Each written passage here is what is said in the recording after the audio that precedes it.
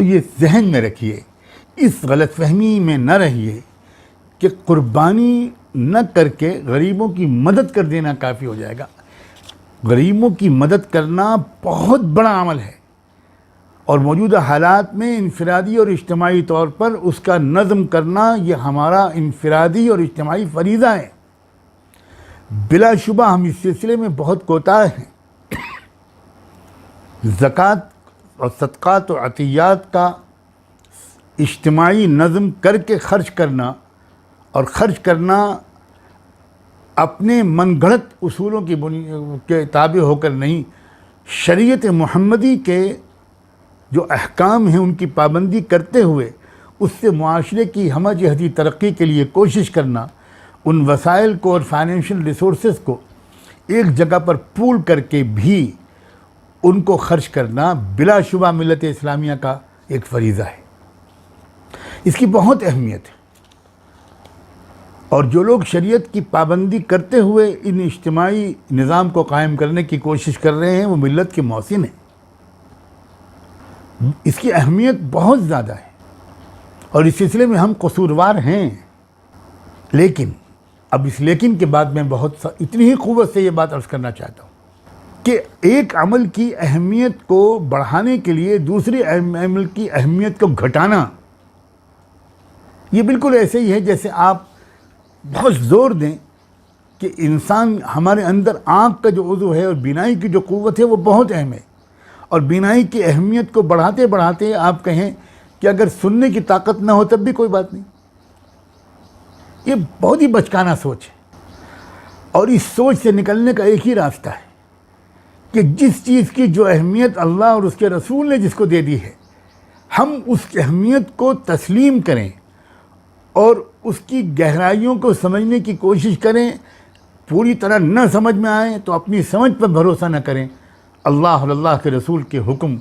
اور اس کی مصلحتوں پر وہ حاکم بھی ہے اور حکیم بھی ہے۔ ہم نہ حاکم ہیں نہ حکیم ہیں، ہم ظلوم اور جہول ہیں۔ ہمارے دانشور طبقے کی میں سے کچھ حضرات کی یہ بڑی کمزوری ہے، میں احترام کے ساتھ یہ بات کہنا اپنا فرض سمجھتا ہوں۔ عجیب بات ہے، ایک قربانی کے عمل میں جو پیسہ خرچ ہوتا ہے بس اس کو بچا کر آپ غریبوں کی مدد کر دیں۔ یہ کیوں نہیں کہتے ہمارے یہ حضرات کہ شادیوں میں اتنا پیسہ مت خرچ کرو، اپنے مکانوں کو سادہ بناؤ، اپنے مکان کے فرنیچر اور اپنے لباس کو بھی سادہ کرو، 2-3 کاریں رکھنے کے بجائے ایک سواری سے کام چلاؤ۔ نہ یہاں کے خرچوں کے کم کرنے کی بات تو کم سنائی پڑتی ہے، قربانی کا خرچہ بچا لو۔ کل کو کوئی کہے گا کہ یہ قربانی کا خرچہ بچانے کے سے کام نہیں چلے گا، یہ حج پر جو اربوں روپے خرچ ہوتا ہے، کھربوں روپے، اس کو ختم کرو اور اپنے اپنے علاقے کے اندر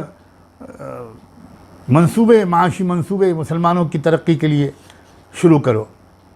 یہ بہت ہی بچکانہ باتیں ہیں، میں اور کیا لفظ استعمال کروں، یہ بہت سطحی باتیں ہیں۔ مجھے امید ہے کہ نیک نیتی کے ساتھ جن لوگوں کے ذہن میں یہ باتیں آتی ہیں وہ ضرور اس پر مخلصانہ نظر ثانی کریں گے اور اس بات کا اعلان بھی کریں گے۔ اس سے ان کا قد بہت بڑھ جائے گا، اس کا اعلان کریں گے، اعتراف کریں گے کہ ہاں ایک طرف ہماری توجہ چلی گئی، دوسری طرف سے ہماری توجہ ہٹ گئی۔ ایک بات اور ذہن میں رکھیے، اسلام کی جو ایک خوبصورتی ہے وہ یہ ہے کہ وہ ایک طرف تو بندے اور رب، عبد اور معبود کے درمیان کے تعلق کو آخری منزل تک پہنچانا چاہتا ہے، جو رتبہ احسان ہے، جو مرتبہ عاشقی ہے، اور دوسری طرف وہ بندوں کو کہ آپس کے باہمی تعلق کو بھی انتہائی بلندیوں تک پہنچانا چاہتا ہے۔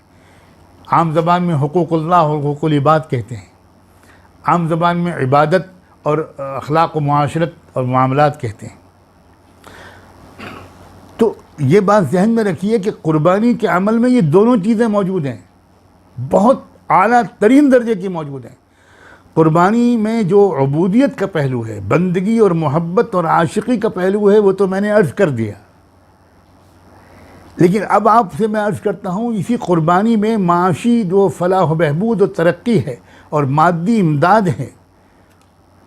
وہ بھی اس پیمانے کی ہوتی ہے اس قربانی کے عمل کے ذریعے کہ آپ اس کو مائنس کر دیجئے تو آپ کی امداد ان لوگوں تک پہنچ ہی نہیں سکتی جن کی امداد قربانی کے عمل کے ذریعے جن تک امداد پہنچ جاتی ہے۔ سب سے پہلے یہ جانور پالنے والے جو ہمارے بھائی ہیں، یہ برادریاں اور خاندان اور کنبے ہیں جن کے نسلی پیشہ ہے یہ، اور وہ سال بھر جانور پالتے ہیں۔ کروڑوں روپے کی مالیت، ہزاروں کروڑ کی مالیت کے جانور پوری دنیا میں پالے جاتے ہیں، اور وہ ایک دو تین دن ہوتے ہیں، اس دن ان کی سال بھر کی جو ان کی محنت ہے اس کی کمائی ان تک پہنچتی ہے۔ یہ بہت بڑا امداد کا ذریعہ ہے، لوگ اس کو محسوس نہیں کرتے۔ آج اگر قربانی کا عمل رک جائے تو یقین مانیے میں نے کوئی اس پر کوئی اسٹیٹسٹیکل سروے تو نہیں کیا، کاش تو کوئی کر سکتا ہے، آسانی سے ہو بھی سکتا ہے۔ اگر قربانی کا عمل مان لیجیے فرض کیجیے روک دیا جائے پوری دنیا میں، تو ان کروڑوں انسانوں کو فاقے کی نوبت آ جائے گی۔ نمبر ایک۔ نمبر دو، ہم لوگ اس بات سے اچھی طرح واقف ہیں کہ آج کے دور میں بھی ہمارے ارد گرد بسنے والے ایسے لوگ ہوتے ہیں جن کو مہینوں کوئی اچھی نیوٹریشس غذا نہیں ملتی،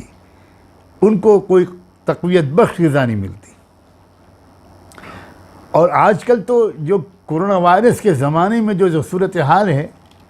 وہ تو اچھوں کو نہیں مل رہی ہے غذائیں، بے روزگار ہو گئے ہیں لوگ۔ اس وقت تو قربانی کے عمل کو بڑھا دینے کی ضرورت ہے، اور اس گوشت کی تقسیم ایسے پیمانے پر کی جائے کہ ہمارے وہ بھائی اور بہن اور وہ بچے اور وہ بوڑھے، ہماری وہ عورتیں جو بچوں کو دودھ پلاتی ہیں، ہماری وہ عورتیں جو جن کے پیٹوں میں بچے ہیں، ان کو اگر گوشت ملے گا تو ان کو جس طرح کا پروٹین ملے گا، جس طرح کی ان کو قوت بخش غذا ملے گی، یہ معاشرے کی مادی مدد کا جو پہلو اس میں ہے، قربانی کو مائنس کر دیجئے، بہت بڑی معاشی اور مادی مدد کا سورس ہم بند کر دیں گے۔ ہم لوگ جو اجتماعی قربانی کا نظم کرتے ہیں اور وہ تقسیم کرتے ہیں، ان سے پوچھئے کہ وہ جب جاتے ہیں ان جھگی جھوپڑیوں میں، ان سلم ایریاز میں، اور وہ گوشت جب وہاں پر دیتے ہیں تو ان کو وہ کس طرح لیتے ہیں، وہ لوگ ان کو کتنی بڑی نعمت ملتی ہے۔ خصوصاً اس سال کے بارے میں تو میں پھر توجہ دلانا چاہتا ہوں، ہمارے ملک میں کئی جگہ پر طوفان بھی آئے، اور بے روزگاری تو پچھلے 4-5 مہینے سے چل ہی رہی ہے اس کووڈ-19 کی وجہ سے۔ تو اس کی وجہ سے جو صورتحال ہے، گھر گھر فاقے ہو رہے ہیں، اور غذائی بحران ہے، زبردست غذائی بحران ہے۔ تو یہ تو قربانی کے بڑھا دینے کا وقت ہے، مگر قربانی کا گوشت اکیلے خود نہ کھایا جائے، بلکہ جو اللہ تعالیٰ نے خود بتایا فَكُلُوا مِنْهَا وَأَطْعِمُوا الْقَانِعَ وَالْمُعْتَرَّ، قربانی کا گوشت کھانا بھی چاہیے، شوق سے کھانا چاہیے۔ جن لوگوں کو اس رسم عاشقی کا کچھ تھوڑا سا بھی ادراک ملا ہے، ہم نے ان کو دیکھا ہے، اور حدیث میں اشارہ آتا ہے کہ یہ قربانی کا گوشت اللہ کی طرف سے تمہاری میزبانی ہے، تم اللہ کے مہمان اپنے کو سمجھ کر کھایا کرو، اللہ کھلا رہے ہیں، اللہ کے دسترخوان پہ بیٹھے ہو تم۔